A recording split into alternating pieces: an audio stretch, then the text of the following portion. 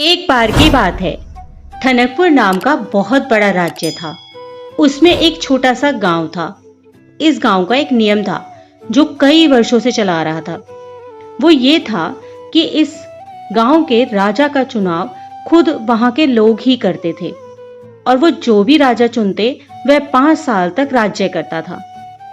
उसके बाद उसे पास के घने जंगल में छोड़ दिया जाता था। यही उस गांव का रिवाज था। परंतु आज तक उस जंगल से कोई राजा वापस नहीं आया था और न ही किसी ने यह जानने की कोशिश की थी कि वो सब राजा कहां चले गए। अब पुराने राजा के 5 साल पूरे हो चुके थे। लोगों को नए राजा की तलाश थी। उन्होंने पुराने राजा को जंगल में छोड़ दिया और नए राजा की तलाश में निकल पड़े। अब उन्हें समझदार और एक चतुर राजा की आवश्यकता थी। नए राजा के चुनाव का काम राज्य के मंत्री को सौंपा गया। राज्य के मंत्री ने किशोर नाम के एक व्यक्ति के बारे में बहुत सुना था। किशोर एक बहुत गरीब व्यक्ति था और वह पास के गांव में ही अपने परिवार के साथ रहता था।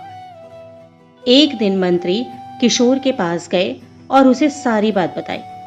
मंत्री ने कहा, क्या तुम इस राज्य के राजा बनना पसंद करोगे? क्या तुम्हें ये प्रस्ताव मंजूर है?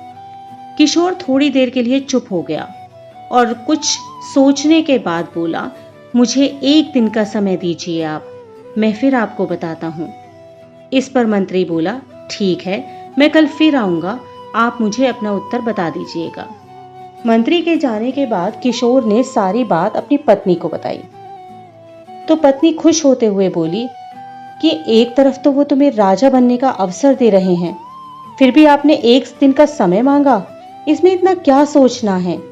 हमारी सारी गरीबी दूर हो जाएगी। आप तुरंत हाँ बोल दीजिए।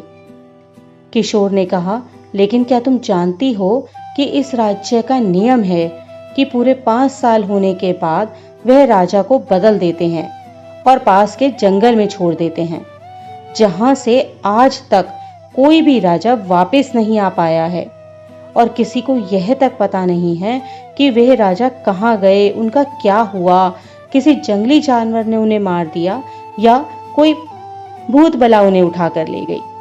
तो उसकी पत्नी बोली, हम इस समस्या का कोई ना कोई समाधान ढूंढ लेंगे, आप बस मंत्री जी को हाँ कर दीजिए। 1 दिन पूरा होने के बाद किशोर मंत्री के पास गया और बोला, मुझे आपका प्रस्ताव मंजूर है, परंतु मेरी एक शर्त है कि मैं उस जगह को देखना चाहता हूं जहां सभी राजाओं को आप छोड़कर आते हो। मंत्री बोले, ठीक है, और मंत्री ने उसे वह जगह दिखा दी। किशोर ने देखा चारों ओर घना जंगल था, वहां जानवर भी हो सकते थे। फिर वह वहां से चला गया और राजा बनने के बाद उसने सबसे पहला जो काम किया वह था कि वह उस जंगल में गया और उस जंगल को साफ करवाने का आदेश दिया। वहां लोगों के रहने की व्यवस्था की, रोजगार उपलब्ध कराए और जंगल को साफ करके एक नया नगर बसा दिया। कुछ समय बाद किशोर को राजा बने हुए 5 साल पूरे हो गए।